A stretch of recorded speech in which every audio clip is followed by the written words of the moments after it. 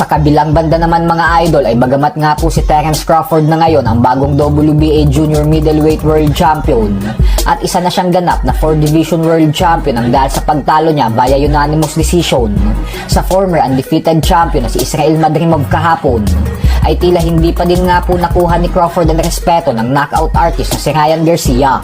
Ito po ay dahil binanatan lang ito ni Garcia kahapon. Birada po kasi ni Garcia na walang kwenta umanong fighter si Crawford.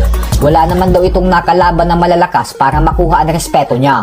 Masyado lang umanong overhype ang naging panalo nito kontra sa former welterweight king Errol Spence Jr. Pero sa katunayan umano ay hindi na katulad ng dati si Spence ng labanan ito ni Crawford dahil humina na daw ito nang dahil sa mga aksidente at injury na pinagdaanan nito bago ang laban. Dagdag pa ni Garcia na masyado daw swerte itong si Crawford kasi hindi niya ito pwedeng labanan ngayon gawa ng suspendido siya ng 1 taon sa pagboboxing. Pero kung magkataon